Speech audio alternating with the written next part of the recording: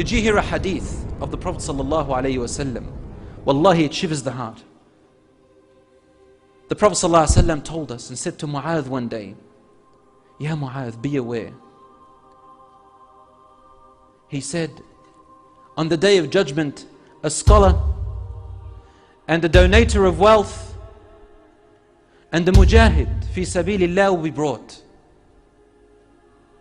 And he will say to the scholar, I gave you knowledge. What did you do with this knowledge? And he will say, my Lord, I taught it for your sake. And he will say to him, you are lying. And the angels will repeat, you are lying. And he will say, you only taught it so that it will be said about you, there goes a knowledgeable scholar. There goes a popular man. There goes the role model for all of us. And you received all these beautiful words as you intended. Then the person who donated will be brought. I gave you wealth. What did you do with it? And he will say, I gave it in your pathway, my Lord. He said, you are lying. And the angels will repeat, you are lying. You only gave it so that people can say, what a generous man he is, or what a generous woman she is. And so it was said. So you have received that reward. And then there is the mujahid fi sabilillah, who gave up his life, who shed his blood, who died on the battlefield. What did you do with this body? And he will say, I defended the weak and I defended your religion. I fought for you, my Lord. Allah will say, you're lying. And the angels will repeat, you are lying. You only fought so that people can say, you are a brave man. And for people to build monuments out of you. So you may live on in glory on this world. And you have received that.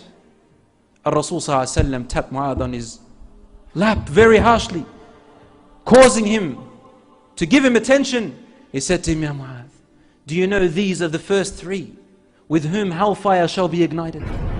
Allahu Akbar. A halim whose knowledge spread throughout the world. He benefited the ummah of the world. Hellfire will be ignited with this person. Person who donated, the person who gave up his life for her life, will be ignited in hellfire. Or because the niyyah inside here was wrong.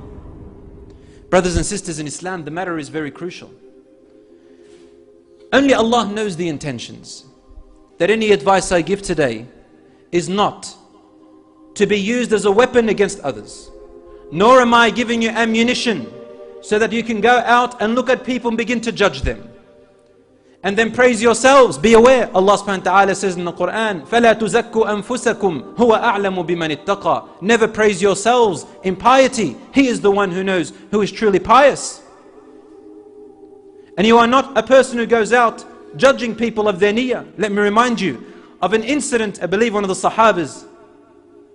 He was fighting on the battlefield and one of the enemies fell to the ground, lost his weapon. And he said, Ashhadu an la ilaha illallah wa anna Muhammad Rasulullah.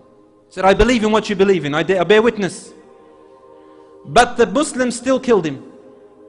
When the Prophet ﷺ found out, he got upset. He said, Ya Rasulullah, he only said it out of fear. Rasul ﷺ replied to him by saying, Ashaqaqta an qalbih? Did you open up his heart to look inside? This is a person who, for any normal person, you would think, obviously he said it out of fear. But what was the response of the Prophet ﷺ? Ashaqaqta an qalbih? Did you open his heart and look inside? You'll be questioned about this. What if he really meant it? If this is a person on the battlefield who has fallen and it's quite obvious that he's afraid, and Rasul ﷺ prevented this, then what about us towards each other? We're just walking in the streets, seeing each other in the masjid, seeing each other in at a restaurant, or at school, or at work, or at home. We forget that the intention is meant to be for Allah subhanahu wa ta'ala.